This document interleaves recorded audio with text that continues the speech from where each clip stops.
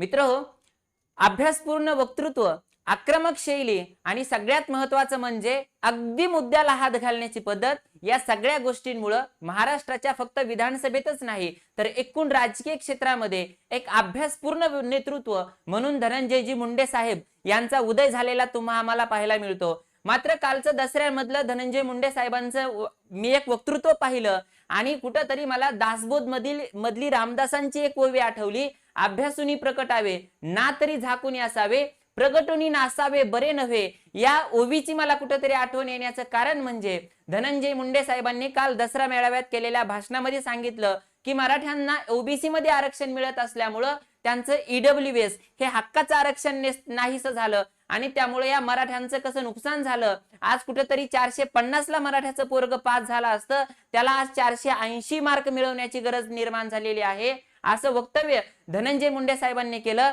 मला त्या धनंजय मुंडे साहेबांना सांगायचंय की साहेब, तुम्ही या गोष्टीचा थोडा तरी अभ्यास केलाय का? कारण आजपर्यंत महाराष्ट्रातला मराठा समाज हा ईडब्ल्यूएस मध्ये असायचा, त्यावेळेस या ईडब्ल्यूएस चा रिझल्ट हा कुठेतरी जनरलच्या बरोबरीने लागायचा। मात्र आता महाराष्ट्रातला मराठा समाज हा कुठेतरी कुणबीच्या माध्यमातून ओबीसी मध्ये आणि उर्वरित समाज हा राज्य सरकारनं नुकताच जाहीर केलेल्या एससीबीसी या प्रवर्गामध्ये हा समाज विभागला गेल्यामुळे ईडब्ल्यूएस वरचा लोड कमी झाला आणि प्रामुख्याने ईडब्ल्यूएस चा रिझल्ट हा एससी एसटी च्या कंपॅरिझन मध्ये लागला। आणि म्हणून जर तुम्हाला ईडब्ल्यूएस मध्ये एवढंच आम्ही ईडब्ल्यूएस मधून बाहेर पडल्यामुळे जर आमच्या मराठ्यांचं नुकसान झालंय आणि ईडब्ल्यूएस फायद्याचं होतं असं जर तुम्हाला एवढंच वाटत असेल तर तुम्ही तुमच्या प्रवर्गाला ओबीसी मधून जे काही वेगळं आरक्षण दिलं गेलेलं आहे ते नाहीसं करून त्याला ओबीसी मध्ये परत मिळून तुम्ही तुमच्या प्रवर्गाला ईडब्ल्यूएस मध्ये समाविष्ट करता का, हा माझा तुम्हाला प्रश्न आहे।